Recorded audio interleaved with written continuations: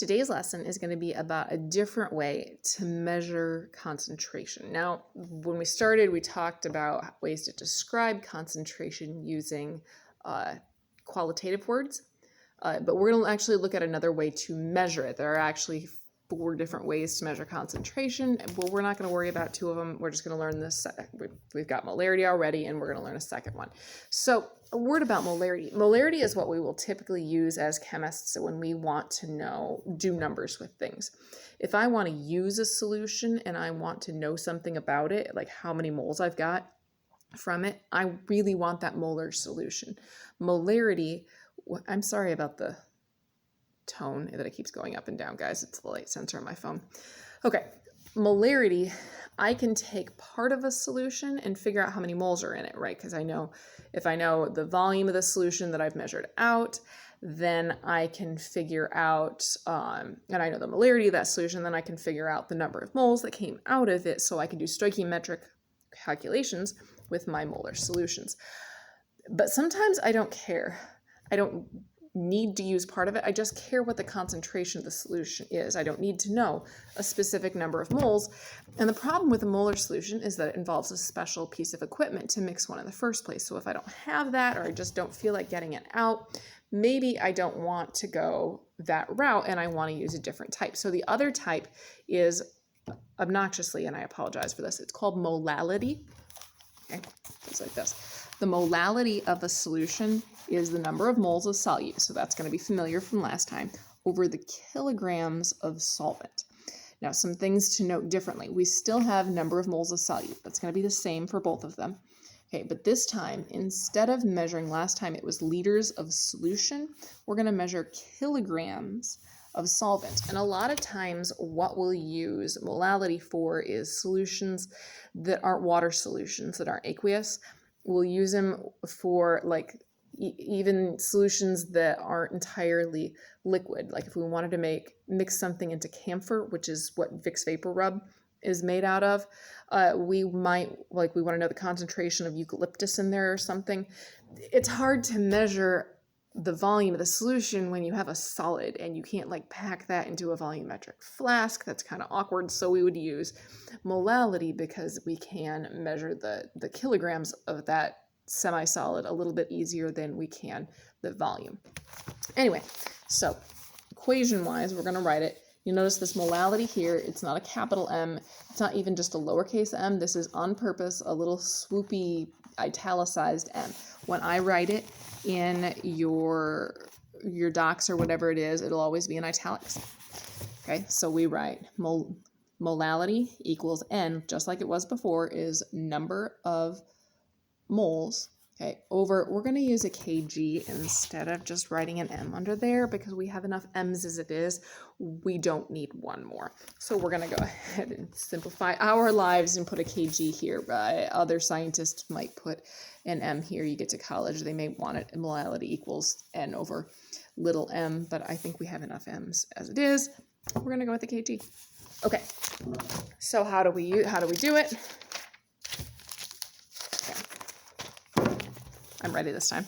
How would you make is a 1.5, the word is molal, M-O-L-A-L, molal solution with 2.3 grams of sodium hydroxide? Well, the first thing that we need to know is that grams is never ever the answer.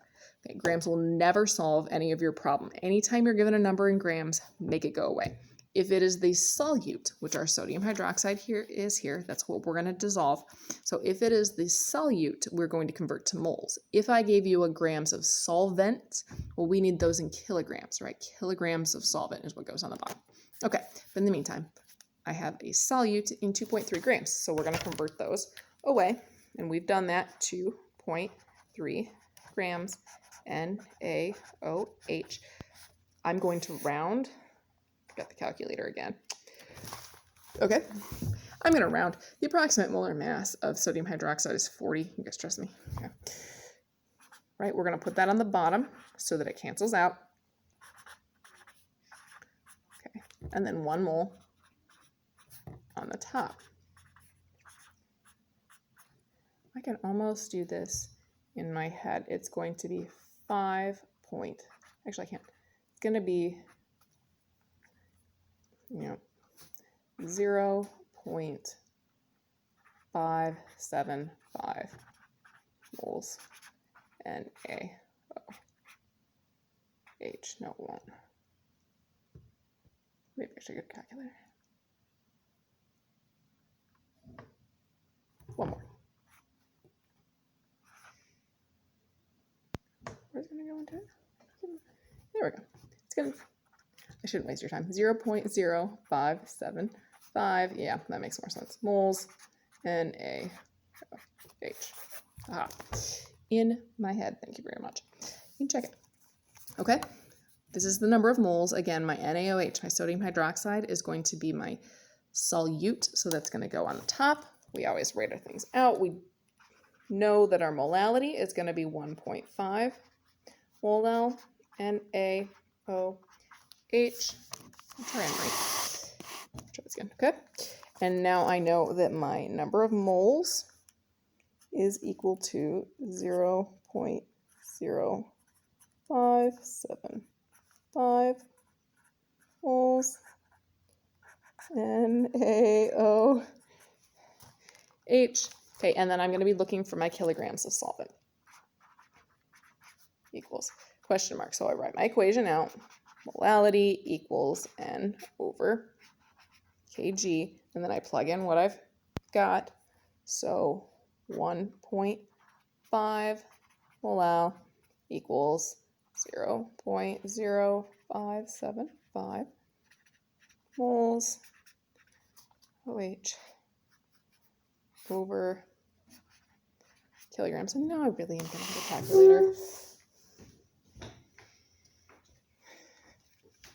Okay.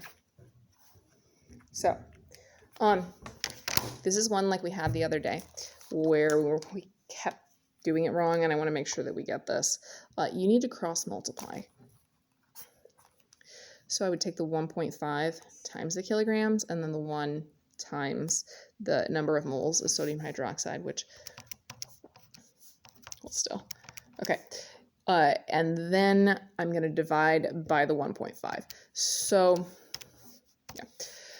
575 divided by 1.5. And I'm going to get, and I'm running out of space here, but I'm going to get 0.0383. Remember, that's in kilograms of solvent. Kilograms of solvent. So, well, how are we going to make that? Well, first off, remember it's kilograms, and we need to think in terms of grams when we measure. That's 38 grams. So what I'm going to do is really ridiculously impossibly simple. Instead of going and getting, that's a bad picture, but instead of going and getting a fancy tool to do this, I'm going to get out a beaker, and I'm going to put 2.3 grams of sodium hydroxide in it, and then I am going to add 38.3 grams of water. Now, one thing you need to understand is that 1 gram of water is equal to 1 milliliter. Okay. So if you're given a mass of water, you can measure it in a volume. Direct conversion, you don't have to work for anything. And the other way around, if I give you milliliters of water, you can assume that that's the same thing as grams. It only works for water, nothing else, but the density of water is 1, so we can convert them directly. Okay, thank you.